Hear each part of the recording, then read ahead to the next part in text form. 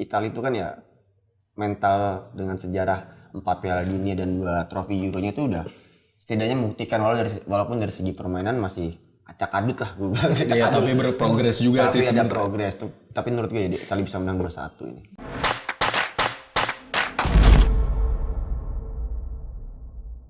Halo Timasi, welcome to Pinball Opini Football, podcast yang bahas sepak bola dunia, dan kali ini kita akan membahas Italia di pertandingan kemarin yang melawan Kroasia ya, dan akhirnya Italia berhasil lolos.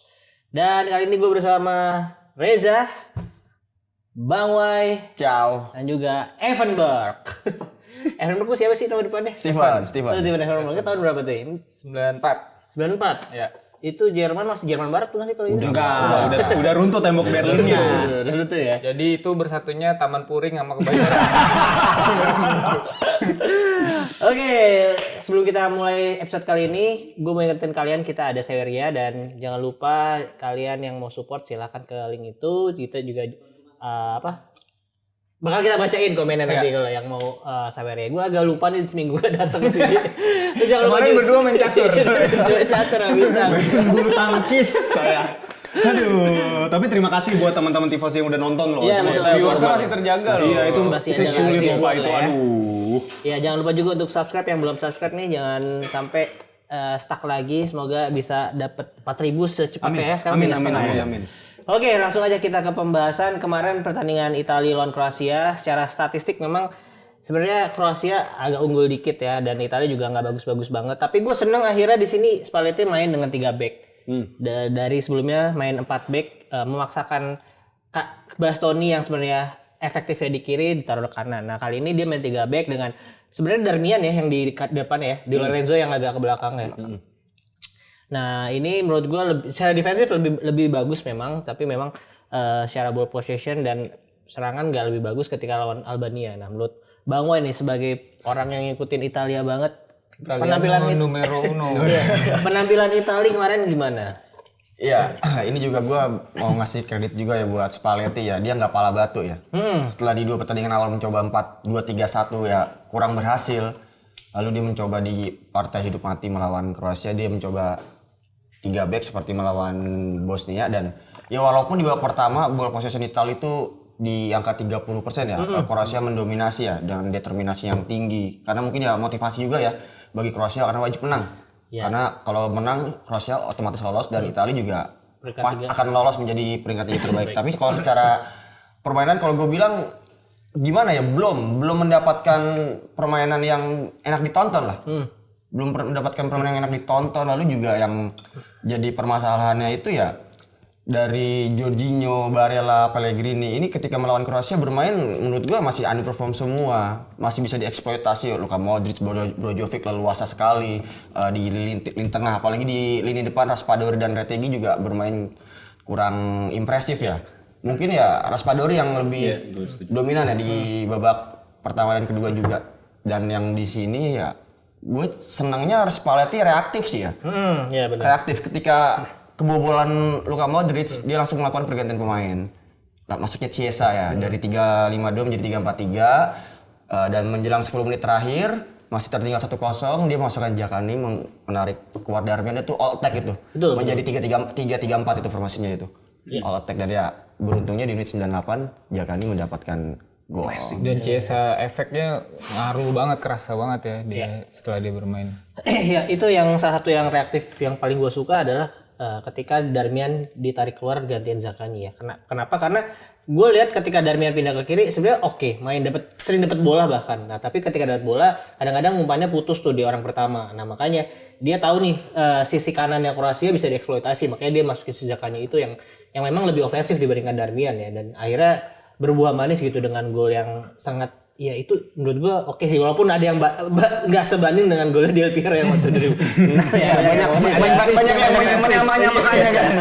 Iya tapi itu Kan Del Piero di fase iya, tapi tapi ini kan grup. Aduh. itu juga ya mental juga sih, dan golnya juga di asisnya oleh si Riccardo Calafiori. Nah menurut lu Riccardo Calafiori kemarin mainnya gimana nih? Di 3 back ya, mereka kan sebenarnya 4 back ya. Riccardo Calafiori itu bermain ya seperti yang udah gua bilang di episode sebelumnya ya. gue ngerasa Calafiori ini bukan pemain yang punya caps sedikit gitu. Jadi seakan-akan dia udah punya caps banyak. Terus gue ngelihat emang dari awal pertandingan Euro ini mulai, Calafiori adalah pemain yang menurut gue paling konsisten walaupun bukan tanpa kesalahan gitu ya. Jadi gue nggak ngerti, dan Calafiori sendiri juga bilang dia nggak ngerti dapat energi dari mana, tapi dia kayak emang menjiwai Italianya banget gitu. Dia grinta juga gitu kan untuk sampai ke menit-menit akhir dia masih mau lari, masih mau sprint ke depan gitu untuk akhirnya bisa ngasih assist ke Zaccagni gitu. Jadi buat gua kalau misalnya Italia bisa ngelangkah sejauh mungkin sampai semifinal deh gitu ya. Gua rasa Calafiori bisa jadi salah satu kandidat pemain Muda terbaik sih, betul. Itu kalau menurut gua. Nah, kalau menurut Bang Bara ini kan Calafiori juga udah banyak yang membanding-bandingkan karena dia pakai bando ya. Dia cocok ke Juve dengan Maldini, dengan Nesta, Dengan Nesta, dengan Bara. Nah, menurut lu gimana? Jakarta, lebih ke Jakarta. Oh iya, ada on goal. Dari kedua fase grup on goal, sama on goal ya kan. Iya memang Calafiori membuktikan diri sebagai salah satu pemain Serie A terbaik ya. Bahkan menjadi favorit pribadi gue di pemain Serie A musim ini. Gue rasa sebenarnya dia lebih pantas masuk ke line up yang best 11 dibanding Bastoni sih, karena sebagai seorang back di klub yang sekelas Bolonya dia bisa perform, dan statistiknya juga dia chance atau memberikan peluang untuk keserangan itu lebih tinggi daripada Bastoni dari jumlah crossing segala macam. Walaupun dia posisinya back, dan dia membuktikan diri lagi di Euro kalau dia pantas mendapatkan satu spot di situ. Benar. Walaupun Italia memang main bagus kapan sih terakhir? Ya kan emang mainnya begitu doang, cuma gerintanya itu memang apa ya, Italia itu punya mentalitas yang dimana lu akan melakukan segala hal untuk menang. Dan kalau kedudukannya dibalik, misalnya Italia yang menang duluan nih, gue yakin itu bakal ada yang pingsan 10 menit lah, ada yang apa, itu udah ketahuan banget. Iya. Ya tapi kalau ngomongin ball position tadi juga sempat disinggung oleh Bang Goy ya. Gue sih nggak heran ya, karena di tengahnya Kroasia emang diisi dengan yang world class gitu. Menurut gue ada Modric, Brozovic, dan Kovacic yang emang menurut gue dibandingkan trio di tengahnya Italia gitu untuk memegang bola atau mengalirkan bola gitu lebih bagus Kroasia ya. Walaupun ada Barella dan ada Pellegrini, tapi Jorginho yang kita kenal memang ya lebih lama mainnya, agak lambat passing-passingnya, ya menurut gue Modric lebih bagus sih. Nah tapi di Euro kali ini gue sih ngerasa ya gue agak sedikit kontra mungkin ya dengan Calafiori ini, hype-nya Calafiori gitu ya. Menurut gue sih Calafiori ini, si Spalletti ini apa ya, kayak mengakomodir banget buat Calafiori doang menurut gue gitu. Jadi sayang banget Di Marco dan Bastoni itu di Inter udah punya koneksi yang bagus ketika Bastoni di kiri, Di Marco di kiri juga gitu. Tapi ini demi Calafiori seorang, dia naruh di Bastoni akhirnya di tengah gitu. Ya walaupun ya kita tahu juga Calafiori secara ofensif bagus, tapi gue ngeliat defensif tuh masih di bawah Bastoni sih kalau menurut gue secara defensif ya. Bahkan kalau kalian mau coba Bastoni atau Buongiorno di tengah gitu dan Darmian tetap di kanan, gue rasa untuk defensif lebih kuat lagi tuh Italia sebenarnya. Justru pandangan lu dengan pandangan Spalletti menurut gue juga sama, bahwa Bastoni punya atribut defense yang lebih baik, makanya dia ditaruh tengah. Iya. Gitu. Jadi memang ada yang dikorbanin kalau gue lihat ya. Daripada Bastoninya yang di kiri, di tengah. Iya di tengah, terus tiba-tiba Calafiori misal dipaksa di sana gitu kan, jadinya ya nggak akan balance juga timnya. Tapi yang gue nambahin dikit ya, sebenarnya gue unek-unek gue adalah Di Marco tuh kayaknya pertandingan besok kunciin dulu dah. Karena gue ngeliat Di Marco ini, gue tau lah kualitasnya dia gimana gitu. Kita semua di sini ngikutin Serie A gimana ya kan.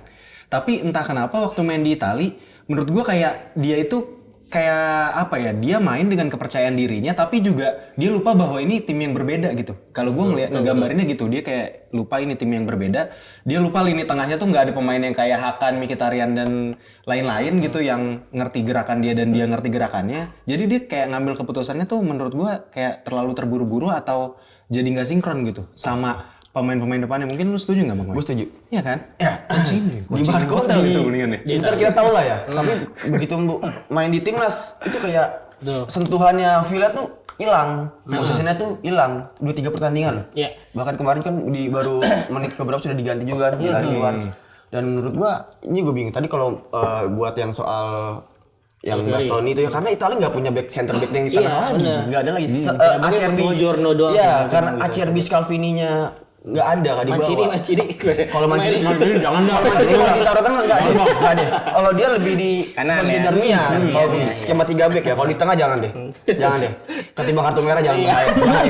Dia kalau jadi orang terakhir bahaya. Tentang kesalahan soalnya. Bahaya. Makanya mungkin ya Spalletti juga stok pemain gue back yang ada di tengah nggak ada lagi. Mau nggak mau yang paling kompeten ya menurut dia Bastoni. Udah gitu kan Calafiori muncul nih di musim ini, semoga aja dia bukan one season wonder ya. Ya kayaknya bukan sih. Nah cuman kalau gue bukannya membela Di Marco ya, mungkin tapi di 2 pertandingan pertama emang main 4 back dan dia nggak biasa mungkin ya. Terus yang kemarin harusnya dia bisa menurut gue, tapi kayaknya juga kan sempat ada isu dia agak cedera juga kan di kayak betis kanan kalau nggak salah. Nah itu juga mungkin agak sedikit, tapi ya menurut gue sih kalau misalnya pertandingan ke depan lawan Swiss dengan dia kondisi fit dan 3-5-2 sih harusnya no excuse ya, walaupun ya yang di kiri kalau dia mungkin mau punya alasan ya di kiri gue bisa main sama Bastoni sama Mkhitaryan gitu di kiri. Nah ya sebagai profesional ya harusnya lu nggak punya nggak ada alasan lu dengan bermain siapa aja lu bisa menyesuaikan harusnya ya. Menurut gue juga gitu sih. Kayak Di Marco jelek bukan karena pairingnya di sisi kiri nggak seperti di Inter. Menurut gue dia harus menyesuaikan juga dengan gaya bermain Italia dengan Spalletti itu gitu. sih. Tapi kalau menurut gue mengapa Di Marco nggak kelihatan di Italia di Euro kali ini ya mungkin karena ini ya lawan-lawannya Italia. Kenapa tuh? Iya, ketika melawan Kroasia ditekan terus. Oh iya. Jadi dia jarang melakukan pergerakan, karena fokus defense apalagi di babak pertama kan. Italia diserang terus-menerus. Mungkin itu salah satu juga. Dulu pertandingan kedua melawan Spanyol. Dia bermain melawan Spanyol di formasi di mana dia tidak biasa dengan menggunakan 4 back. Dia menjadi full back bukan wing back ya. Mungkin itu juga. Tapi sih gue berharap Di Marco segera kembali bermain seperti yang di Inter ya, karena kan di Euro 2020 Italia memiliki Spinazzola di sisi kiri ya yang bermain sangat bagus, bahkan menjadi team of the tournament waktu itu ya di 2020. Ya gue sih berharap Di Marco melawan di next round di 16 besar dia masih akan jadi pemain inti. Cuman ya satu sih gue tolong Jorginho diganti dulu. Nah, ini dia. Pertama gue udah bilang, ini Jorginho udah abis. Bisa nggak sih diganti? Tapi Spalletti ini, aduh, ini pala batu nih. Playmakernya bang. Ya tapi kemarin ketika dimasukkan Fagioli lebih bagus menurut gua, lebih oke. Kayak Fagioli masuk dia ya bisa muter-muter juga lah dia. Udah banyak juga isu yang berkembang tuh Jorginho tolong dicadangin dulu. Coba kasih kesempatan Fagioli, Barella atau Cristante. Dicoba. Gue suka si Barella sih. Itu bisa mendingan dicoba si Barella tuh agak paksa-paksa dikit. Ya Di Inter sebenarnya boleh dicoba, cuma apalagi Pellegrini kadang-kadang juga nggak menurut berhasil. gue di Euro kali ini juga permainannya masih belum bagus ya. Pemegang nomor 10. Ya walaupun dia udah mencetak 1 assist ya kepada Bastoni di pertandingan pertama, tapi secara overall di 3 pertandingan ya Pellegrini belum menunjukkan performa yang bagus. Padahal dia sudah terbiasa dengan formasi yang dipakai Spalletti ya. Di 4-2-3-1 dia sudah terbiasa, di 3-5-2 pun dia juga sudah terbiasa di era Mourinho. Iya, nah, untuk striker kita juga striker Italia maksud gua belum cetak 1 gol pun ya. Raspadori, Retegui, Scamacca, dan ini apakah sebuah sinyal gawat gitu untuk timnas Italia menurut Bang? Kalau dibilang gawat pun ya Prancis juga harusnya gawat lah. Bahkan Prancis juga pemainnya semuanya belum cetak gol Prancis. Dari karena on goal Austria. On goal, belum cetak gol ya. Karena apa ya, Italia yang seperti gue bilang ya kemarin, gue pernah ngebahas Italia itu telat dalam regenerasi ya, apalagi dari sosok pemain depan ya, striker ya. Ya striker yang Italia punya ya, dia cuman galak ya di lokal di liga domestik, tapi begitu masuk tim nasional kita jarang lihat striker-striker Italia menjadi top skor gitu, kita jarang. Harusnya naturalisasi itu bang, kayak timnas kita itu. Ya, Ambil dari Brazil lah. karena Eder Brazil. tadi. Pedro juga kan udah kan itu. Guys, tapi bahas jumlah gol ya. Ini memang satu anomali di Euro ini kan jumlah golnya dikit ya. Bahkan top skor aja cuma 2 gol kan. Si Musiala Dan sama itu Ini gua satu lagi super sub, full group. Iya. Tapi ini juga merupakan, lu sadar nggak sih, ini merupakan imbas dari sistem sepak bola modern. Dimana nggak cuma 1 orang doang yang banyak satu orang yang bisa ngegolin, dan itu bukan cuma striker. Dan di beberapa tim besar di Euro kayak ini juga kan Jerman pasangnya kayak Havertz. Iya. Oke. Nine gitu. False nine. Kayak gitu-gitu. Kalau gue bilang sih ada ngaruhnya juga. Nah, Tapi nothing new Anderson. juga bang, soalnya kan dulu Spanyol udah Ya, kayak gitu Fabregas. Nah, tapi kalau gua mau ngomongin Scamacca dikit ya. Scamacca menurut gua walaupun gak cetak gol tapi dia bisa jadi apa ya, kayak bukan striker yang finisher gitu loh. Jadi gua lihat kemarin umpan-umpannya ke Chiesa, ke Fratesi itu bagus-bagus. Dia kayak emang punya visi passing juga. Ketika di Atalanta pun gol nggak salah gol yang lawan Liverpool lah pokoknya yang Lukman kalau nggak salah, dia tuh kayak emang bukan striker yang tipe playmaker juga gitu. Memancing. Jadi iya bisa mancing juga mancing buat space lawan. juga. Nah, sayangnya space-nya ini belum dimanfaatkan dengan baik oleh Chiesa, oleh Pellegrini yang dikirim mungkin. Nah, Italia sih harusnya kayak menurut gue, makanya gue waktu itu sempet prediksi gila-gilaan Fratesi bakal cetak gol banyak kan. Tapi sebenarnya itu punya Fratesi contohnya di Albania kemarin dia one on one dengan kiper, sayangnya bisa ditepis. Nah, pemain-pemain yang kayak gitu tuh yang gelandang-gelandang yang sering maju, gelandang ya ibaratnya kayak striker lobang atau SS gitu lah yang mungkin diperlukan oleh Italia kalau ketika Scamacca main. Makanya harusnya kemarin tuh Scamacca main dengan Raspadori menurut gue cocoknya. Dia pernah main di Sassuolo juga kan. Oh iya benar, sama Raspadori. Fratesi juga di Sassuolo kan, jadi kayaknya punya lebih apa sih namanya? Chemistry-nya. Chemistry lebih bagus gitu. Tapi bener kan Italia cuma menang sekali. Dia kacau nih Ya, tapi prediksinya. sampai ke depannya kan menang 3 kali lah. Iya, gue setuju Itali menurut gue berprogres. Cuman ya gue ngeliat di Euro ini tuh timnya kan ngerata ya bang ya. Jadi siapapun tuh bisa mengalahkan siapapun menurut gue. Walaupun kayak tim non unggulan kayak Hungaria, Swiss. Kayak Hungaria kemarin lawan Jerman menurut gue bagus. Bagus. Jadi emang ini kalau ibarat main catur lu tuh nggak boleh salah langkah bang.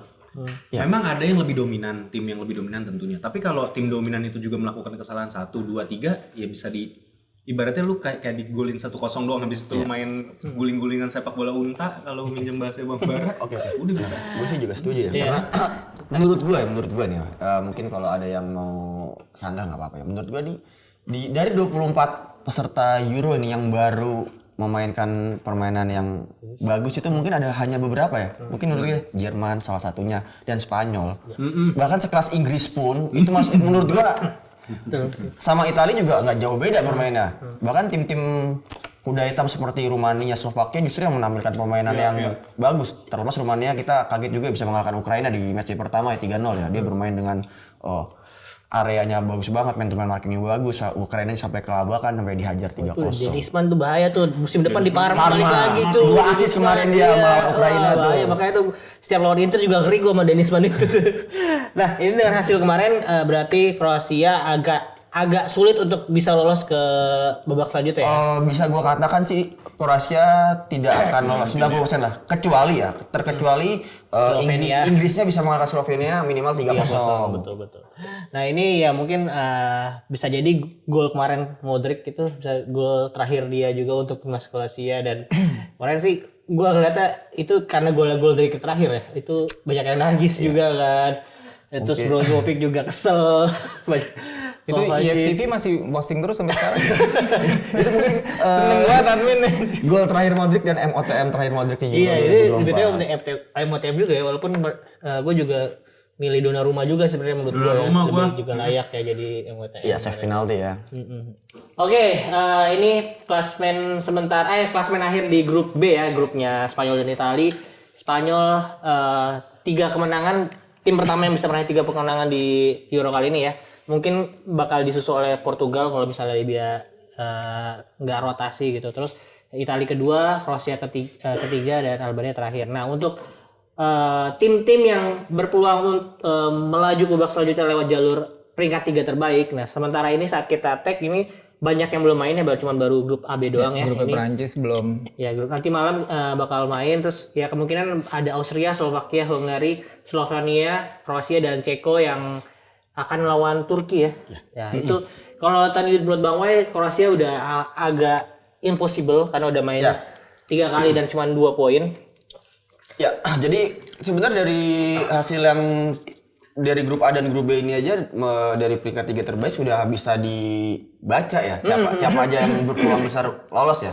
Kalau Kroasia tadi udah gue bilang itu udah susah, terkecuali ya Inggrisnya bisa mengalahkan Slovenia dengan skor minimal 3-0. Kenapa gue bilang begitu? Karena Austria sudah memiliki 1 kemenangan di grup D. Masing-masing udah punya 3 poin ya. Lalu untuk di grup C-nya yang satu grup dengan Inggris itu Denmark 2 poin, Slovenia dengan 2 poin, bahkan Serbia juga masih bisa berpeluang lolos dengan 1 poinnya jika dia menang di pertandingan terakhir lawan Denmark. Dan itu menurut gua Kroasia udah tertutup menurut gua. Apalagi di grupnya Belgia itu sama-sama 3 poin semua dari 4 timnya. Itu udah pasti peringkat 3-nya 3 poin semua. Jadi tersisa kalau Kroasia mau lolos ya saingannya hanya di antara Ceko dan Slovenia. Betul. Dan Slovenia harus kalah di atas Itu nggak mungkin karena gue rasa malah Slovenia menang ya? Iya, gue nggak sepakat Slovenia mungkin bisa menang. Slovenia menang lawan Inggris. Iya, Oblak coy kipernya tuh. Ya, itu. Lawan siapa? Kemarin lawan Serbia itu waduh gua inget banget Mitrovic 6 kali peluang. Iya, depan muka 3 1-on nggak masuk. asli. Tapi ini saatnya Sesko perform sih karena di 2 match sebelumnya dia flop. Jadi gue rasa nggak mungkin dia jelek terus. Lawan Inggris dia akan membuktikan sih kalau gue bilang. Jadi buat Mikael Hermanus, Agung, sama Amri, kawan-kawan saya ini ya di kantor ya, Inggris bakal kalah lawan Slovenia nih, lihat nih. Yakin. Kayak awas lu, pokoknya awas gue cengin lu. Duet di belakangnya juga bagus sih, Pavlov sama Skriniar. Hah? Itu Slovakia kan? Oh, Slovenia. Slovakia itu. Oh, sorry. Slovakia. Si Lobotka sama Lobotka ya. Iya. Oh iya, Slovakia. Sorry. Nah, ini kita ada apa namanya Saweria. Saweria. Nah, ini akan dibacakan oleh Donatur tetap Bang Bara nih. dari Bang Arnold Sorry-Ningrat. Hidup Jerman, wih. Thank you Bang Thank you Arnold. Bang. Ini berkat Bang Arnold Iya, kita nih, ada martabak. Thank you Bang Arnold. Thank you Bang. Terakhir. Nah, ini ngomong-ngomong Jerman, langsung aja kemarin Jerman juga udah pasti lolos ya dengan hasil seri kemarin dengan lawan Swiss. Tapi prediksi lu bener. Ditahan sama Sommer. Iya, sama Sommer ya Bang. Sommer kan udah biasa lawan Jerman ya. Dan waktu itu juga gue bilang maksudnya ya lawan Nggak apa-apa itu lah, nggak apa-apa lah, bahkan kalah pun juga kan. Nah, kalau kalah jadi Swiss yang juara grup. Iya tapi kan masih lolos-lolos juga, aman lah. Nah, ini Jerman masih menanti apa ya nih pertingkat runner up ya? Runner up C ya. Grup C. Semuanya masih bisa. Semuanya masih jadi runner up. Iya, Tadi bisa ada ketemu Inggris. Denmark, Inggris, terus Serbia masih bisa, Slovenia juga bisa. Nah, kalau dari Bang Bara nih, lu sebenarnya yang menurut lu yang lebih enak lawan siapa nih dari keempat tim itu? Ya, kalau 4 tim ini sih Inggris, Jerman itu kryptonite Inggris ya. Jadi gue nggak takut lawan Inggris, Jerman nggak takut lawan Inggris. Slovenia mungkin kalaupun dia lolos akan terhenti di sini kalau dia jadi runner up. Gue lebih takut sebenarnya kalau ketemu Serbia sih.